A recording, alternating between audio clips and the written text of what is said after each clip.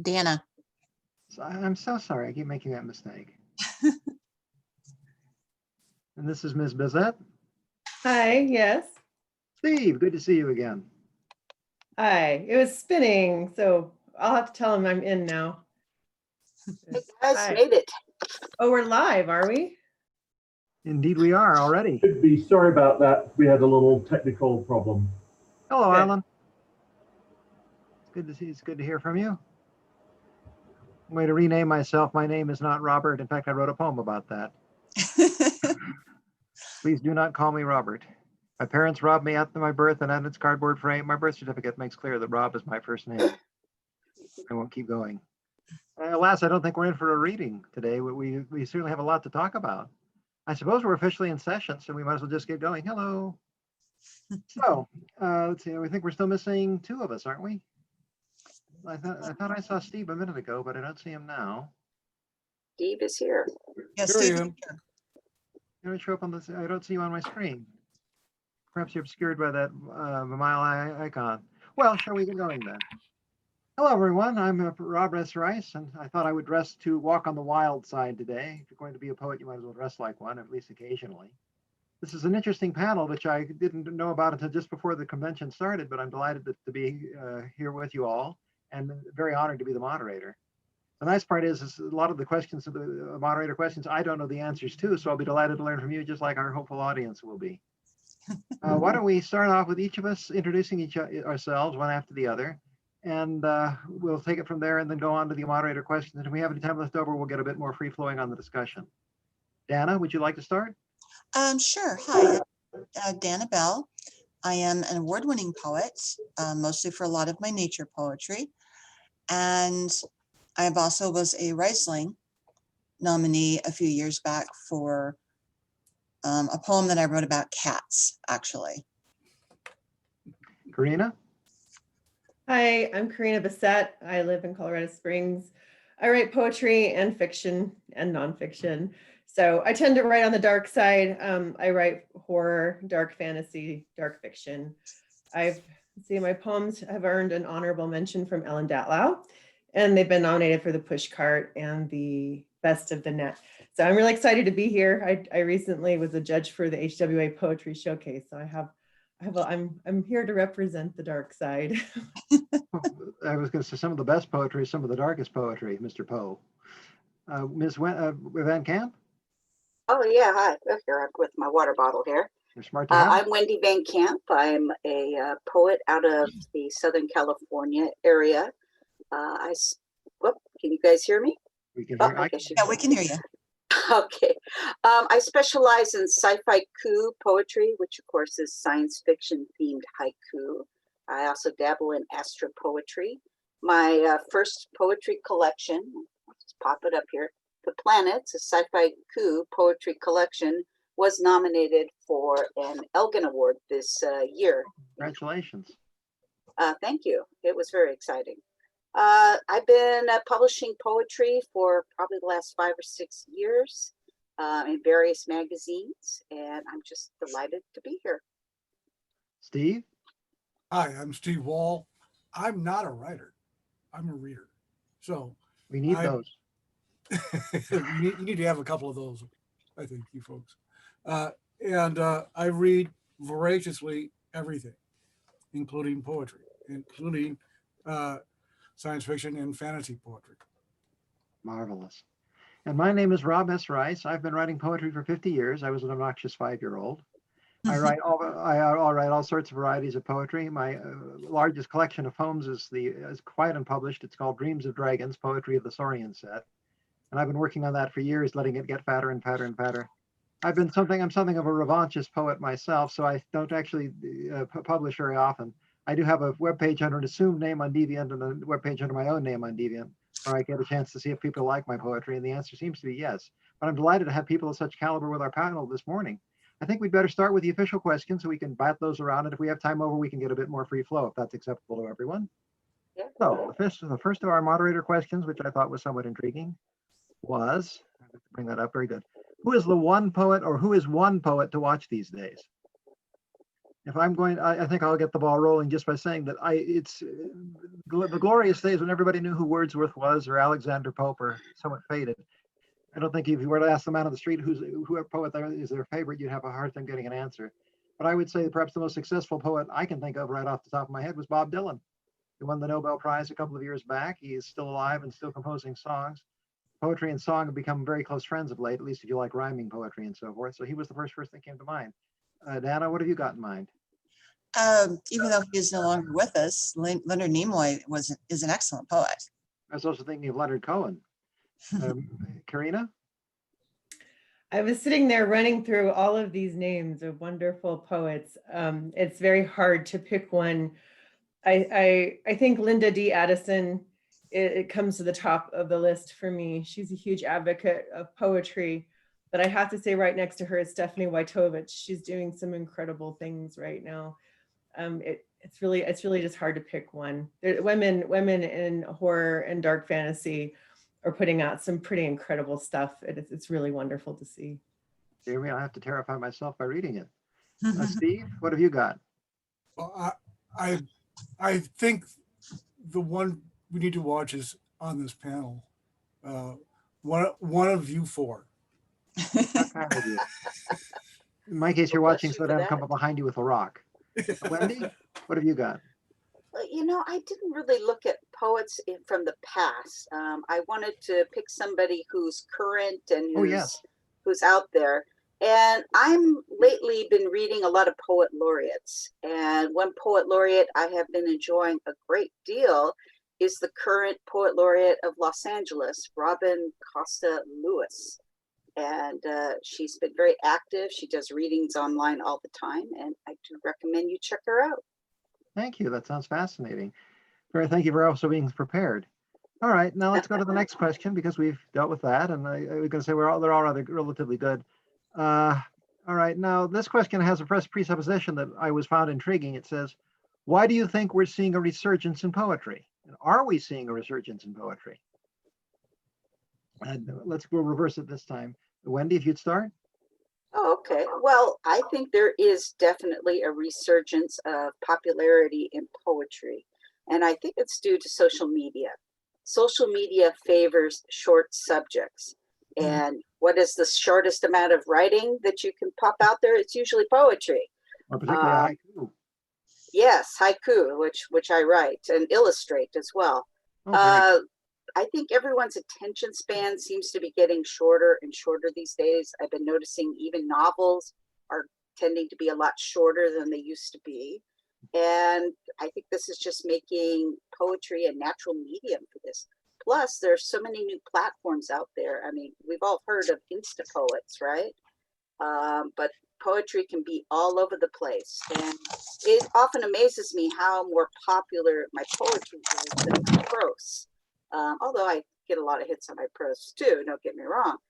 But I kind of became a poet by accident, and I think it's because of this popularity in poetry. It just naturally encourages me to write more. thank you. Steve, what do you think?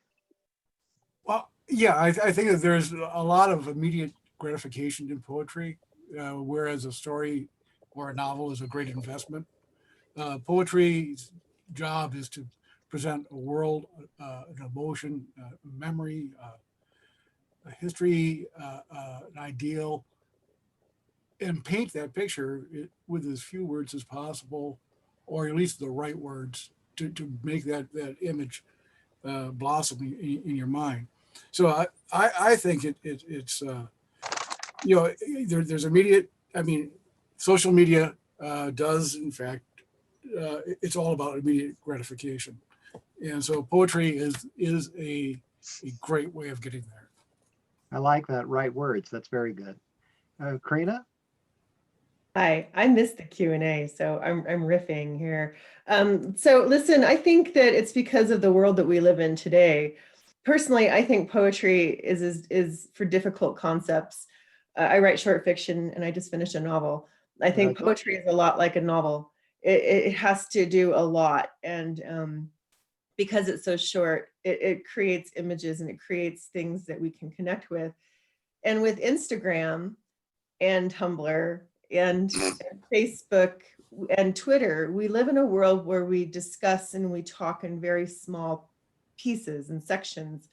So people are creating entire careers because they have access to platforms that wouldn't necessarily be available otherwise. Nikita Gill comes to mind.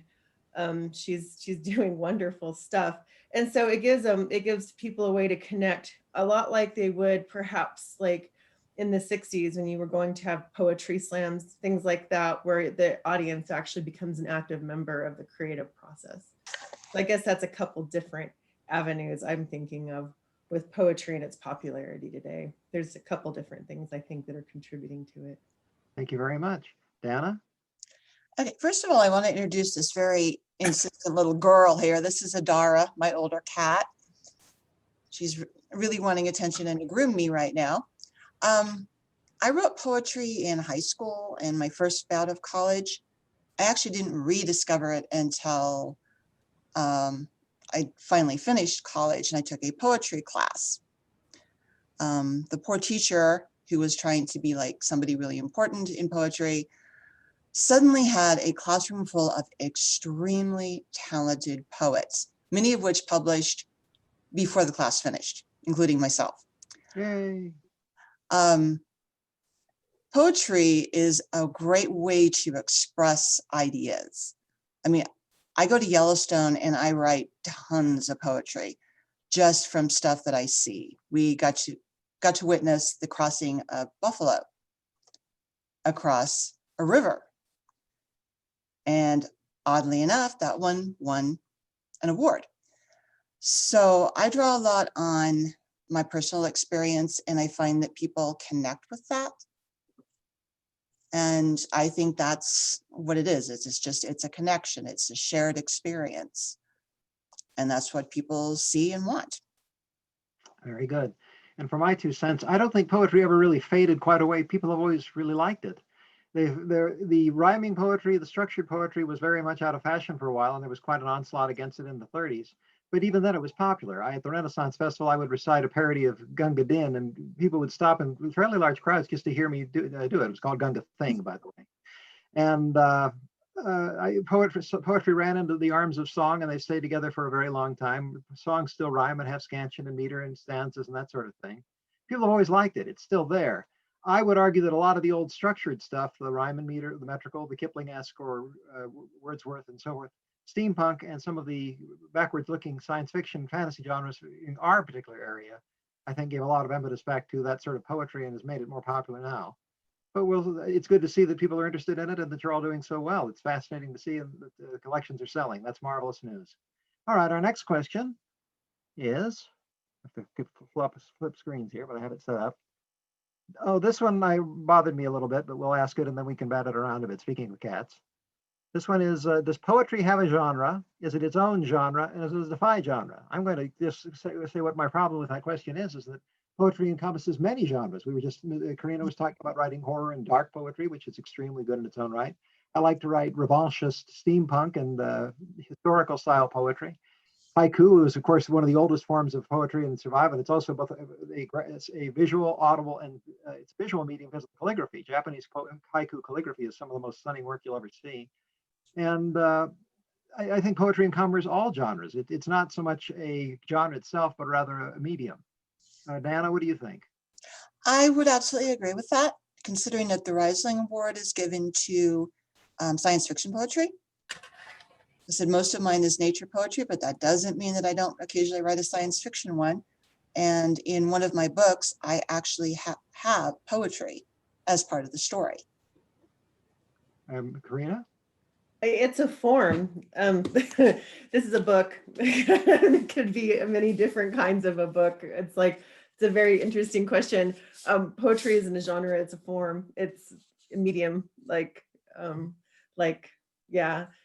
painting. So yeah, there's very much different genres. I think perhaps the question is coming from this is that I think people traditionally think of poetry as something highbrow and inaccessible and only written by a specific set of people for a specific set of people.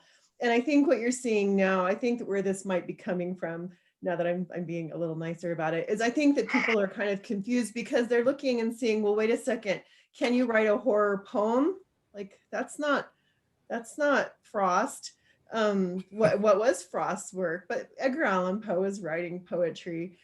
So I think it's because you're seeing it come into genre specific, and you're seeing that, like you're actually seeing fantasy poetry like at Abyss and Apex or Strange Horizons, and it can be cross genre, just like fiction can be, like short fiction. You could have something that's literary and sci-fi, or sci-fi fantasy, or erotic fairy tale. I mean, because the genres themselves have become even more and more splintered. So you have like these big umbrellas.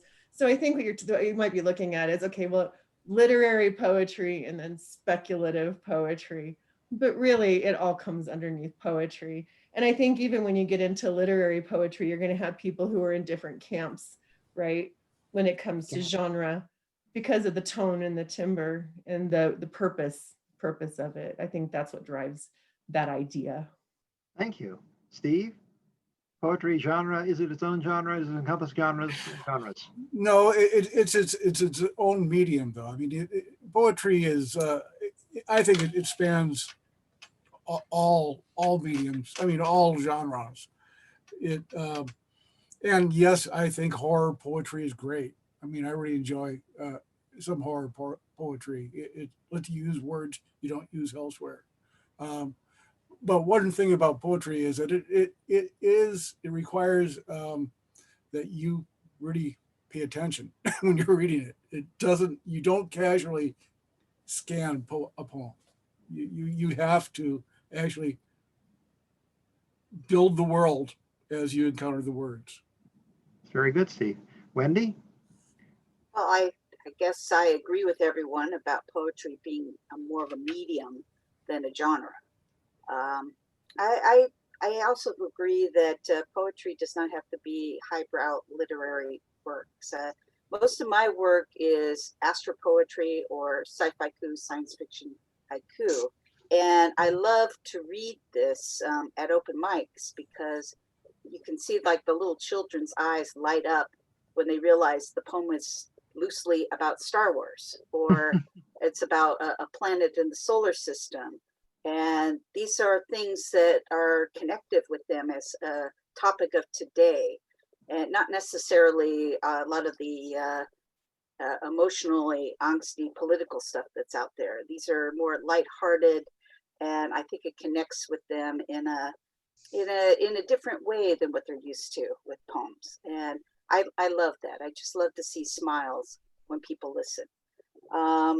But yeah, I agree. It's more of a medium. It's not a genre. And frankly, I'd love to see Amazon and other booksellers divide poetry into more genres for us when we list our books. Because basically you get poetry, literary, historical. That's about it.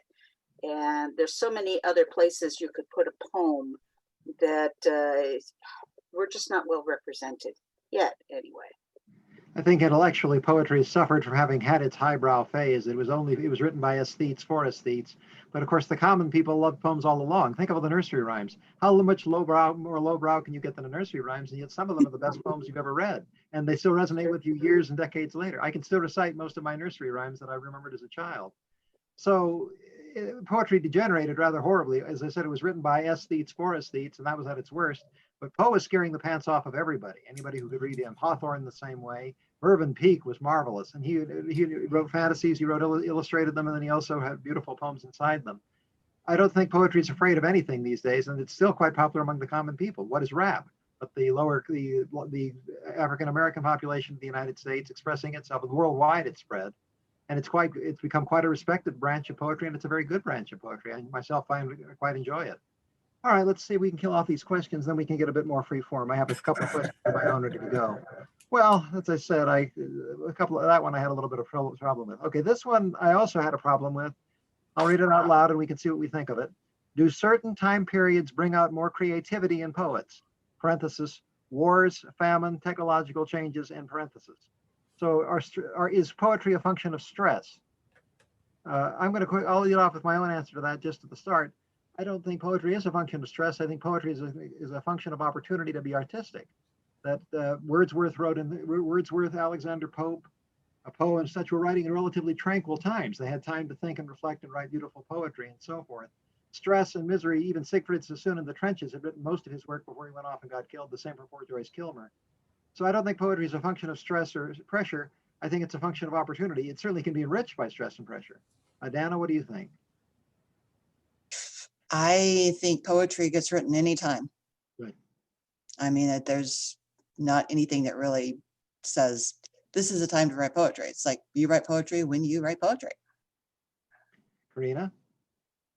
Well, for me as a writer, and then the pieces that I read from other people that resonate the most for me are tend to be rooted in emotion. So I think poetry is emotion brought to life through image and words. That's what poetry is for me.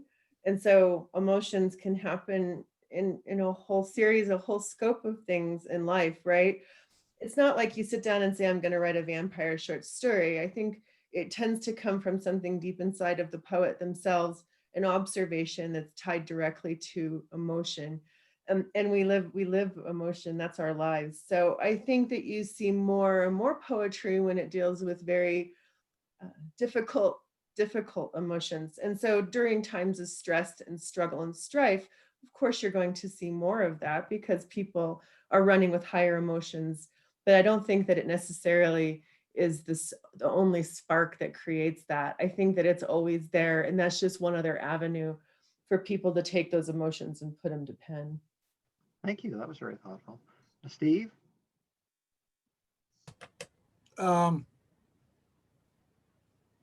Give me a moment on this. What why don't I take a pass on this one right now? I'll come All back. right. Then why don't I quickly repeat the question just so we can all focus on it one last time? And that is, do certain time periods bring out more creativity in poets? Yeah. I think it happens anytime. I think one of the things that we're seeing though is that I suspect that when I went to school and you went to school, we were probably more exposed to poetry than kids are now in schools. That's just a suspicion I have. I'm not seeing it being taught or included in a curriculum. And Can anyone else enlighten? I'm just going to put that out there. That's the one thing that worries me more is the literacy of, I'm thinking that it's not the exposure to it. It's just not there. Wendy, what do you think of that? Do you think that's the case? The poetry is not being taught to the young or as something desirable? Well, coming back to the example of rap, they were rapping their poetry, whether we would let them or not. I remember when I was teaching high school in LA, way back many moons ago, the students would like to come into my room to practice their rapping before they go out to the streets, and they would ask to use my classroom, and of course I'd let them do that, have my lunch, and enjoy listening to them. So it's there. It's a function of culture. And going back to the question, do certain time periods bring out more creative or popularity and famine in poetry? I would put to you that poetry has changed function through the generations. If you go back in time to ancient times, poetry was actually a function of teaching history. Poets would be like the bards, singing and telling stories about the great events of their time and doing it poetically, because poetry helps you remember things as well. The Very stanzas and the rhythm works with our minds to help us remember better. And I think that was more our original purpose of poetry, not just necessarily for enjoyment, but it was a function of remembering our history. And then as time went on and we found other means to remember our history, poetry shifted into new avenues. We had that great time period with the English and Irish poets that we still read today and bring up today. And that was 200-300 years ago.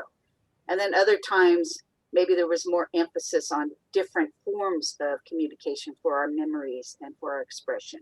I think we are heading into a time where we are again experiencing poetry as a historical means to tap into our emotions. And frankly, it's very exciting. So I don't know. I don't necessarily see the young people becoming illiterate or whatever. I guess in my case, I'm seeing the children being a lot more educated these days through various means. And I'm often pleasantly surprised when I talk to young people about how informed they are and how well read they are. It's amazing what the internet and other sources of information that are available basically for free are taken advantage of by certain people. Not all of them. Sometimes we have to help a few along, but I think overwhelmingly, I've been impressed by the younger generations coming up. It is true and wonderful that if you, oh, just a minute, Karina, I saw you. It is true and wonderful that if you want a poem these days and it's out of copyright, you can get it almost instantly. I was trying to find Kipling's Old Dutch on the Medway instantly. It was right there at my door and delightful to have it. So it's certainly not like poetry is seeds dropped on barren ground. It's growing all over the place. You just have to look for it. Karina? I'm sorry, I just want to interject something that I was thinking of as everybody else was talking. I don't know if people are watching us now or not, but I wanted to talk about pandemic a little bit and creativity, because the question also encompasses the idea that because we're dealing with all the things we're dealing with, that people should be putting out more poetry, and that's not necessarily the case. I wrote a novel since the pandemic. It worked for me, but I know a lot of people who are really struggling with creativity. And just because we're living in difficult times does not mean that anyone should feel forced to be creative. And maybe those emotions are just too overwhelming right now to really give the time and attention they need. So I just don't want people to feel like I'm living in these times and I have to write and put extra pressure on themselves, because it's not necessarily the time to do that. And if you need to take that space, I think it's okay. I think especially for poets today to take that space for themselves and not put that pressure on. And along the same subject, the same thing happened during 9/11, where people couldn't talk about it, they couldn't express it, but now you're starting to see things about it. So it's kind of the same situation. I think that creativity and artistic creation, which poetry is very much an artistic process, has to have a certain amount of stability or calm to marshal your thoughts and marshal your images. Goya wasn't painting during the actual shooting. That made it a little hard. He couldn't quite do it then. But the point there is that I don't ever try to force my muse. If a poem comes, I'm delighted and I do the very best I can to do it justice in my own writing. But I don't ever say, I must write a poem about this subject right here, right now. Now that does change if money is involved. It also changes if somebody is offering to give me something nice if I write the poem, or I met also a challenge. Can you write a poem about this? And I have risen to that sort of thing. But creativity does require a certain amount of, shall we use the old Roman word, otium, relaxation, ease, stillness, to listen to your thoughts and marshal them into a beautiful fashion. Well, we've officially finished all the written questions. I thought I'd ask the killer question, which we could talk about for the rest of the time. And if we do, well, boo-hoo. I don't think that would be a bad problem. The killer question is, what is poetry? How can we say that poetry is so many things these days? We have blank verse, free verse, quote unquote, modern poetry, retro poetry, steampunk poetry, horror poetry, gothic poetry. And of course, a horror poem, is it going to have rhyme and meter like Poe, or is it going to be sheer, stark, raving things like Ginsberg? And so is there anyone, each of us, I thought, should take a swing, literally at the ball, on what exactly is poetry and how it describes everything here. Well, I'll go ahead and start. Poetry is pretty much anything you want it to be. We have poetry in songs. We have poetry that has rhyme. We have poetry that doesn't. It's whatever you want to be a poem. There are certain rules to poetry, which I learned in my class. I mean, I'm going to put a plug in to any would-be writers who are listening to this. You really should take a poetry class, because it teaches you all the tricks of the trade that you're going to need, whether you're writing a short story or a novel. Karina? Yeah, this is kind of a loaded question. During my MFA program, I took one semester studying with Kate Marvin. So that was, even though I don't consider myself predominantly a poet, I love poetry and I love writing poetry. It's You're good one at of it. the many things I love to do. So I'm not a form poet. I've studied form and I forced myself to do form just so I understand it. Like Mhm. I wrote a ghazal once, which took me 14 hours. It was destroyed me.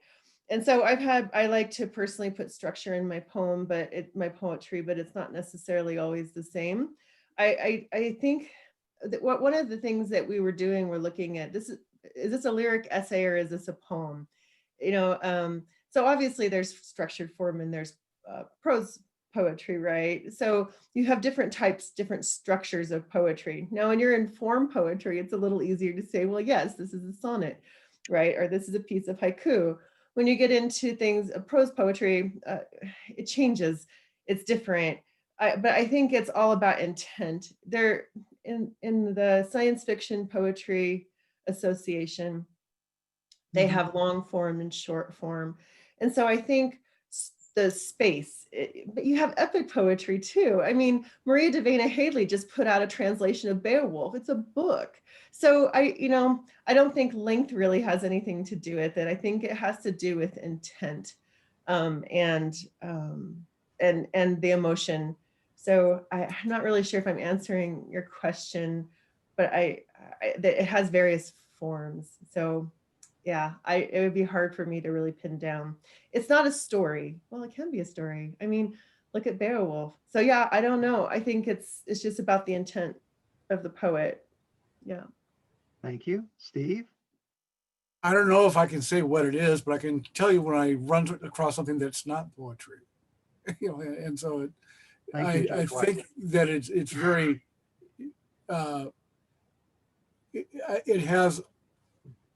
it can have form, it can have rules, it can be formless without rules, but it generally is not a novella.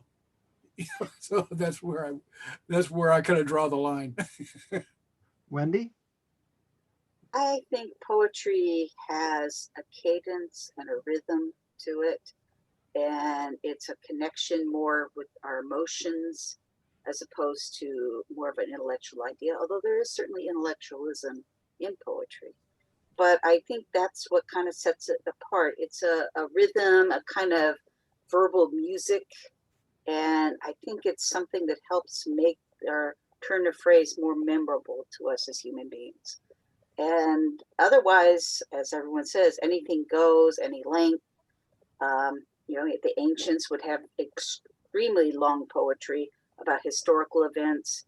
Then we have Basho with his tiny little haikus. And so it runs the gamut. But I think what sets poetry apart from prose and just from storytelling is the rhythmic and pacing of it, the sound quality. And that's kind of, at least in my mind, that's what sets it up as poetry. Thank you. That's very good. That segues into what my own definition of poetry is. And I've been wrestling with this question for literally decades. How do you know something's a poem? And I mean, really, that's the issue. How do you know this is a poem? I've read prose that was poetic. Extremely. Bruce Catton's accounts of the Civil War battles were just so lyrical, the way they were describing things, and his pacing and the way he structured it was definitely more poetry than prose. And battles tend to do that to people. But I've decided that poetry must have a link to sound. It has to have a link to sound. You can even the good prose poetry, even the good modern Gestalt poetry, Ginsberg, that sort of stuff, Ezra Pound, has to have sound in it. You have to have it pay attention to how it will actually sound when read out loud. One of the things I tell aspiring poets is, in the name of God, before you ever send it to anyone else, read it out loud at the top of your lungs, because you can't get it out correctly and pronounce it well if your stresses and meters are off and strange and the words and the word choice and word order is forced. It's not what it should be. So to me, the one thing I can say that determines poetry shows attention to sound. Now we actually have a question, and I'm going to bring it up again. This person is an anonymous viewer, which of course these days you have to be very anonymous all the time. Hang on a minute. This person has said that which form / structure poetry type has given you the biggest struggle? Well, of course, some of us don't even write particularly formal poetry, and Karina just described her own horrible struggle trying to write formalist poetry. How about just what kind of poetry is the most difficult to write? Wendy? Well, for me, long form poetry is the more difficult. I've come on to poetry late in my life. I was formerly a TV producer, director, a school teacher, novelist, and I just fell into sci-fi coup by accident. And literally, I just went to a workshop just on a whim. And at the workshop, I wrote a poem. And after I read my very first poem that I'd written in like 20 years time, literally not since high school, one of the publishers who happened to be the audience came up to me and asked to buy my poem. And from Oh that my. point, I was hooked on poetry. Wonderful. But I find I do struggle with longer forms. I think the haiku form has just been a natural for me. For some reason, I've really taken to it because it's so short and because I have to move entire concepts in such a compact form. My haiku, I like to teach a little bit about the astro aspects of what I do, or about the concepts, just enough of a hint that the reader has to kind of think about the subject and maybe even look it up and bring up these ideas. Whereas when I'm doing a longer poem, I find having more words to work with actually hampers me a little bit in that. But that's just me personally. I mean, I know other people could maybe say the opposite, that they are better with a longer poem than a short one.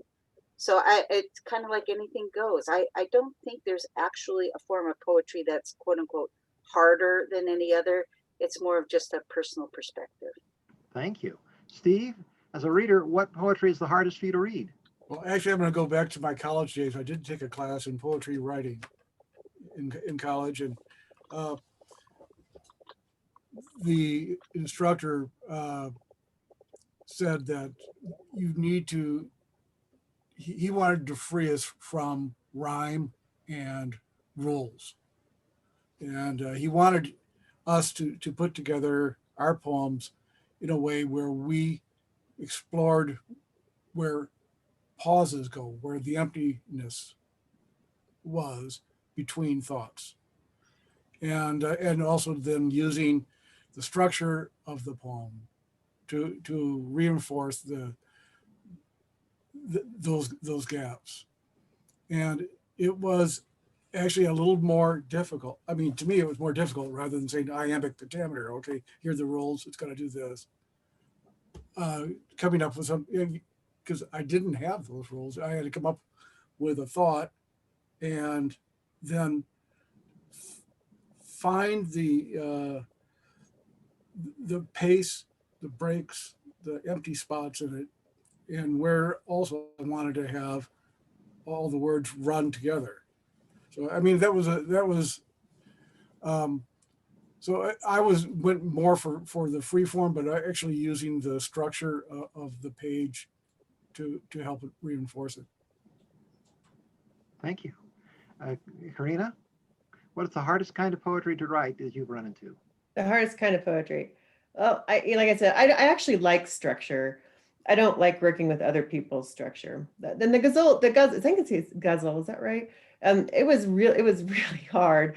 But it was published and it ended up turning out pretty good. I actually like structure. I wrote a poem about we have always lived in the castle, and I took a tesseract and took the mathematical equation and then turned it into a poem format. So I like those kinds of tricks. They're fun for me. I think that the most difficult thing I have with poetry is grounding it to reality. So I tend to go more abstract. Like I wrote a poem about Arachne and Dante's Inferno, and so I love all the imagery and the concepts, these things up here, but to ground it to reality is the hard part. I have giving people the concrete things that they can connect with. That's the struggle I have with poetry, is the raw part. So that's just me. That's the hard Interesting. part. Dana? Yeah, like the meat in the refrigerator, like the hamburger and the nasty wrapper, that kind of stuff that you kind of need to add to like really make connections. I like the abstract, pretty stuff. And so actually bringing it back down to reality is the difficult But you write part. in the speculative genre. I mean, you're writing about abstract, distant, even non-existent things. Yeah, like jackalopes. So I wrote a poem about jackalope wives. It's really about domestic violence. But then I had to bring it back to the kitchen and make those connections. So Speaking of domestic I violence. like the poetry. For me, I like to take the step away from the world, and in fiction as well. It's like a lens to see things. And so actually coming back to the hard part, the real parts, the real emotion is the hardest part. Well, if Like, you're trying to escape from something, going right back to it would be a bit more difficult, I suppose. right, yeah. Dana? Probably the hardest thing I found with poetry was I had two different classes in college where the professors had different expectations. I had one where like you were free form, do whatever you wanted. And I had one where it was like, this is what I want. And then when you would go outside of it, because we actually did readings in class, and I had a couple of poems that I would read to the class. One had to do with the dragon, one had to do with Griffin, I think it was. And I would watch the class, not the teacher. The teacher was like, oh, she's reading that stupid poem again. And I would read the one about the dragon eating the cookies, which the class loved. I got everybody's attention just like that. So it was more important to me to connect with the people who were actually listening than the person who was giving them a grade. And that's pretty much what I do with most of my poetry. I mean, one of my poems were written literally. I was sitting with a piece of paper, traveling in the car. We were crossing across Wyoming, and we all know how dead Wyoming is. And I would see images that would remind me of monster movies. So I was writing these images down, and then after I got home, I put them all into an order and came up with this thing I called Monster Drive, and it actually got published. I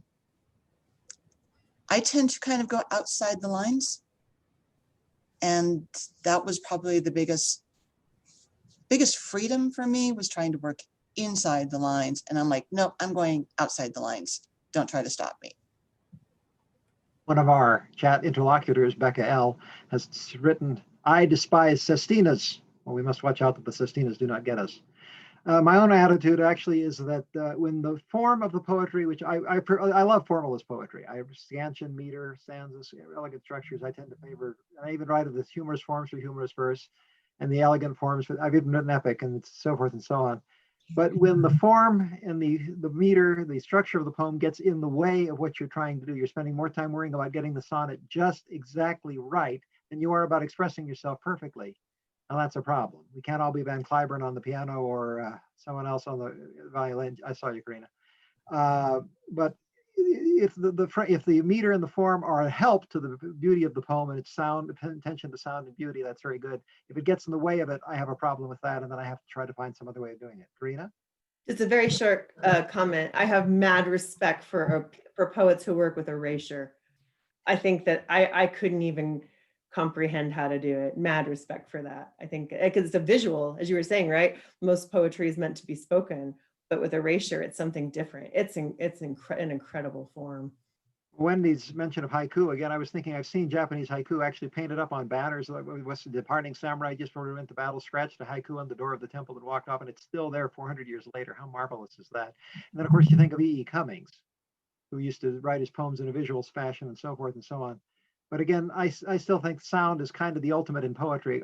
Graphic art is all very good, but you can do graphic art with poetry, with the prose quite easily too. You can have these revolutionary posters we've been seeing up and now, where they show the picture of the text is all scribbled and there's heroic figures or graphic images intersposed to the text. That's all very fine too, and it is art, but I'm not sure it's poetry. Do we have any other questions and comments here? Let's see. We still hate Sestinas. We got the other one there. One of the comments I would like to make is, in one of my classes, which eventually ended up all being in the book, I wrote a cat lullaby. And when I wrote the poem, it had its own melody and still does. So it could actually be sung as well as spoken. Did you have something to say, Wendy? Oh, no, just adjusting my headphones. They're a little loose. This is an auction. You just bought a house and should not. I think I did. I just like to say about poetry that to our listeners, don't be afraid to write. Don't be afraid to put down whatever ideas are coming forth from you. Put it in a notebook. Don't worry if the form is there. Don't worry that maybe someone wouldn't like it. Just write. And I think seeing the fear of having somebody hear our words is what holds a lot of poets back. And you need to kind of get that out of your system. Honestly, there are so many places to publish poetry these days. It's just rising by exponential means. It's amazing how many locations are hungry for poetry. So if you want to be a poet, just go ahead and write. Run it by your writing critique group, and there are ones for poetry as well. You just got to find them. Get together a few of your poetic leaning friends. Run it by them first, and then start submitting. And don't let it hold you back, because it's a big world out there, and there's room for everybody. We have one more question I'd like to deal with that, and then I think that it's final closing statements are definitely in order, particularly because they've all been so good so far. But there's this anonymous attendee. I don't know if it's the same one, because we only have, I don't know how many people we've got watching us. There's been a sound of rat stuff jumping 11. on the side of the ship. Oh, very good. Thoughts on poetry theory worth delving into, or just a headache? It's definitely worth learning, just because as a writer, it does teach you the tricks of the trade. How you use it is really up to you. That's very good. Karina, do you have anything on poetry theory? Not really. There's plenty of books out there and plenty of sites. I think it's good. I think it's good to learn about it, learn theory, at least basic theory, and to force yourself to practice form, even if you don't do anything with those poems, just so you're familiar with it. Once you know structure, though, then you can break it, right? It's just like any kind of writing. Once you know what the rules are, then you can start breaking them. But it's good to have an idea, at least, of what the theory and the rules are. You have to have the crayons before you can color inside or outside of the lines. It's always chalk, but it doesn't hurt. Steve, poetic formalism or theory of poetry? Well, I think probably the best thing to do is find poems that really speak to you and that you enjoy, and see what it is about them that did that, and see if you can use those same structural techniques and forms of organization and even means of penetrating a subject yourself. I mean, imitation is the sincerest form of flattery. So try what you like. Let's see, Wendy, what do you think about poetic theory? I think it's very useful. When I first started writing poetry, I hadn't really taken any classes. I had the one workshop. But other than that, I just started writing, and my work was publishing. I guess I was doing something right. Mhm. But since then, I have realized there is value in understanding more about the theory aspects of poetry and taking time to learn the quote unquote rules. Because again, like Katrina said, you can't break the rules until you know what they are. And that goes for any medium, with the creative writing, with painting, anything that you want to do. But yeah, I find it valuable. And it's not a difficult thing to do. There are plenty of online courses for free available. I think I just saw one at Corsica that was a nice basic beginner's poetry class, just to go over parameters and all the things you need to know. Some good books out there on craft as well. Just pick them up at your local library, that kind of thing. But I'm not really one to put too much emphasis on classes or on, I guess I've been more of somebody who learns by doing, but that's my personality. I find I don't like authority, can I say? I like to do my own thing and make up my own rules. And I don't care if people like that or not. This is my art, and I will do what I want to do. But like I said, get opinions from other people that you trust, and then just go forth and publish. It's a wonderful thing. My answer would be that I'm kind of with Steve's approach, that read a poem and that you love, that you absolutely, that moves you, that stirs you, that you find truly memorable. And one of the things about great poetry, it embeds itself in your memory. You can usually recite pieces of it for decades afterward, or at least the theme. And then if you want to study form theory, take a step back and say, why was that poem good? What about it worked? And then you come to the next step, which is try to doing the same thing. And the good part is no matter how hard you try, you won't be able to duplicate what the other poet did, but your own copy of the poet will set you on your own style, your own structure, the own way you write poetry and the way you express yourself. And that's a wonderful, beautiful thing. So at the very least, read poetry and then take that step back and say, why did I like that? Edgar Allan Poe's, for example, The Bells. He builds and he builds and he builds and he builds and he builds.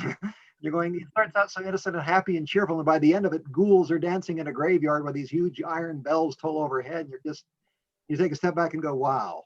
He drew me in. He covered a great deal of ground. It was just absolutely marvelous. Do we have any other questions? People are really enjoying our poetry and our discussion today, which is wonderful. People are telling us to log on to the Science Fiction Poetry Association, an organization I couldn't support more. Actually, I could because I've never bothered to join to do anything else whatsoever with it, but I do highly approve of it. It's the sort of thing I keep meaning to do when I get that proverbial round to it. We're very close to the end, and it's been a very great success. The quality of the panel has been just superb. Thank you so much. Why don't we each do a final out the door recommendation? Poets are supposed to be the passers on of tradition, the passers on of moral teachings. Dana, would you like to start? This is your the audience. Go ahead and start here and basically let you know that you can write poetry anywhere. I write poetry when I travel. I wrote a silly poem in an elevator, which I was acting as a security guard for. So it can be written anywhere about any subject. And as I said, the one I just wrote, it's silly. It is just silly.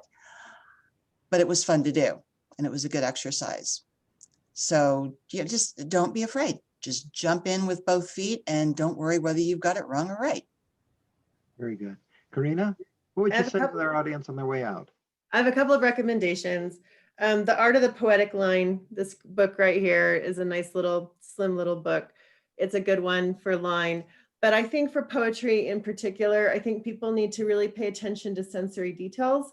Diane Gabaldon wrote The Natural History of the Senses. I tend to give that book away all the time. She's an incredible poet, but that particular book actually delves into sensory information. And especially in poetry, remember that there are multiple senses that you can engage your reader with. And so that's the biggest takeaway and biggest advice I have is don't forget your sensory details. And that book, The Natural History of the Senses, is a great way to really think about that in a different way. Steve, what would you tell the readers and lovers of poetry on their way out the door? Well, I would say actually, go outside of your comfort zone. Take a look at some poems that you didn't like the first time you read them, and see if time and maturity has caused you to come to an appreciation of it. Very good. Yeah, I was actually looking at some of my very old poetry and thinking, good heavens, I was better than I thought I was. Although I hope I'm an innocent person. Wendy, you've already given us one set of recommendations. Do you have anything to say to our beloved audience as they stagger out toward the next virtual door? No, I think the things that I've said are pretty good. Although I would recommend, if you do want to learn to write poetry, set yourself up a poetry kit. I, in particular, have a A5 notebook, a traveler's notebook, and a fountain pen that I like to compose my poetry in. I have 2 books inside. One is a really thick one that I just scribble in, and I write every idea that comes together, do my research, pop it in there, and then use that to form my poetry. And then I have a second book where I put my finished poems and I write them out by hand before I transfer them to the digital thing. It helps set them. It gives me another writing to look over the form of the poem one last time before I push it forward into my various places that I submit to. But having the notebook in my purse wherever I go allows me to basically compose on the fly. I mean, literally, I could be sitting at the doctor's office, for an hour or so, and I can pull up my book and just start going over old notes or whatever and do composition there. Or, back before our pandemic got started, I used to go to the local Starbucks and plot myself down for an hour or two with the intention to write poetry. I buy my cappuccino. I just sit there with my notebook, turn off all distractions from the internet. I mean, I don't even have my phone set to have any notifications whatsoever. And then I would just sit and let the ideas flow through me and write. But if you don't have the means to do this, a dedicated notebook of some kind, it doesn't have to be an A5, it could be a small one, it could be a bigger one, whatever you feel comfortable with. But have it on hand so that when these ideas strike you, you have a place to record them. You may think that you're going to remember all these ideas You will. later on, but trust me, you will not remember even half of them. It's better to write it down and have it there. And then true, you know, a year or two later, you may just want to have some kind of idea. These ideas are sitting there waiting for you to pick up again at a later time. So that's my last recommendation. Just be prepared and have a poetry kit ready to go. That's utterly splendid. Please, Dana, go ahead. Yeah, I'm going to I definitely agree with Wendy about keeping a notebook. I would have ideas come to me at work, and on my lunch break, I would sit and write them all down. Then I'd go home and transcribe them because my handwriting looks like Egyptian hieroglyphics. But it's definitely one of the most useful things, like the trip I was taking across Wyoming when I was writing everything down as it occurred to me.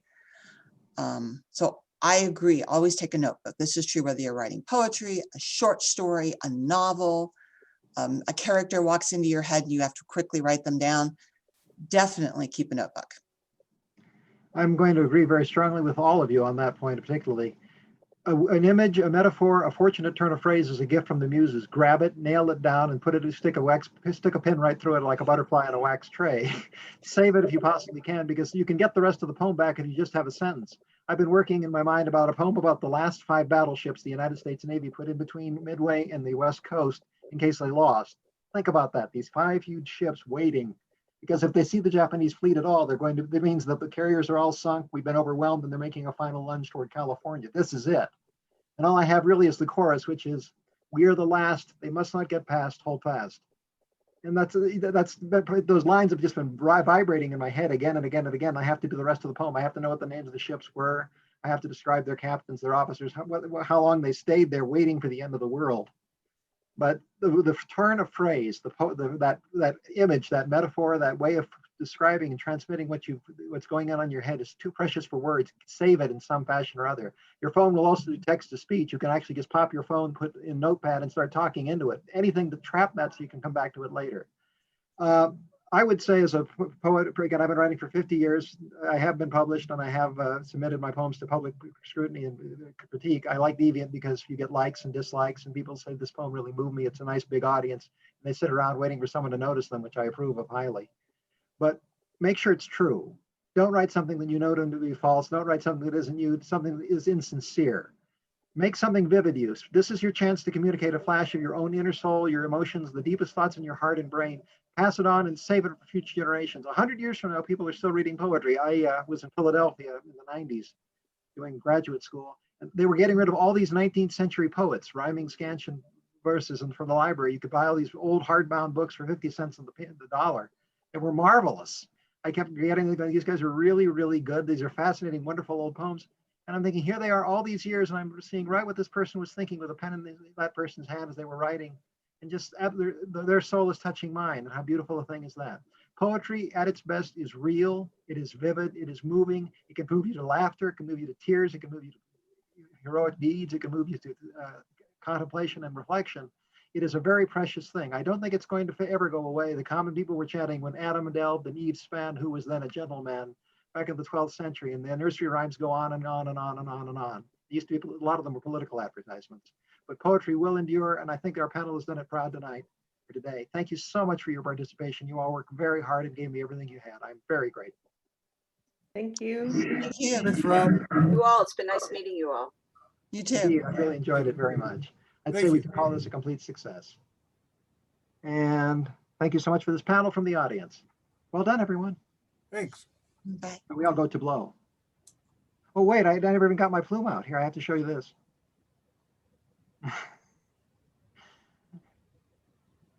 I think we're done here. Okay.